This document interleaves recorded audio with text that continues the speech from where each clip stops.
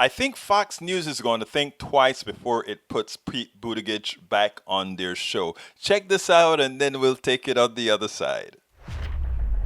I don't know why the president's afraid to participate in a debate. You know, all of us have had to get used to virtual formats, right? I mean, parents are having to deal with e-learning, which in some cases, is not what we're used to. Well, it's always not what we're used to. I mean, we're having to take meetings over Zoom.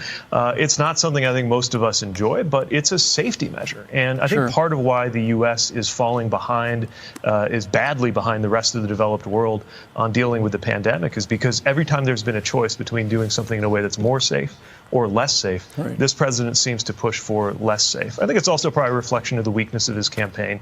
When you see campaigns getting the kind of bad news that he's been getting through this month, a lot of times you'll see these kinds of increased arguments over rules, withdrawing from opportunities, a little bit of flailing there. And it's too bad because I think, the more the American people can hear two candidates side by side, even if it's virtual, the better. Of course, the only reason we're here in the first place is that the president of the United States is still contagious, as far as we know, with a deadly disease, which reflects the overall problem. And I don't know why you would want to be in a room with other people if you were contagious with a deadly disease and you care about other people. But maybe the president doesn't care about other people. Well, when you run for president, you have a record on all of these issues. And then we've seen that record and her stance on them changing over time. So there's no doubt she's going to be asked about that tonight. Can you give us some insight into what she might say to justify why she was for Medicare for all then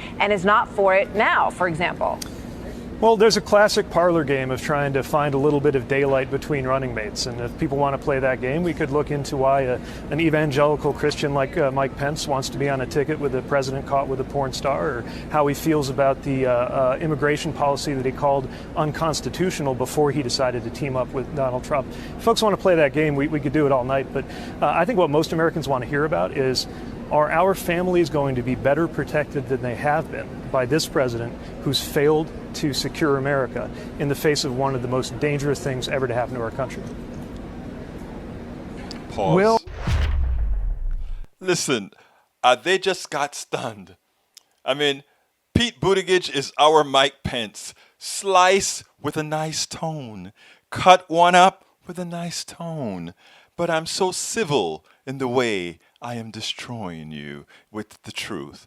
I mean, he'll likely not get invited again over to Fox News because he was too good, he was too effective in pointing out, oh, you want to decide whether we are going to flip because of our running mate? Oh, a porn star teamed up with an evangelical. Doesn't that say something? Oh, and why would a president want to go into a room when he has a contagious, deadly disease that could kill the people he claimed to care about? Oh, it means he does not care about the people.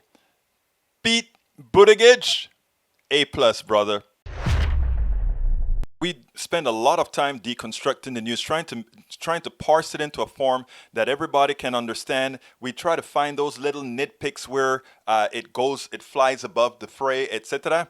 If you really like these videos that we do, I want to ask a big favor. Please go ahead, number one, subscribe to our channel, and number two, please join if you can. Thank you so kindly for watching. Keep watching. Please remember to share. We must populate the entire internet with our progressive message, a message that we know is what most Americans say that they want. So help us, please join.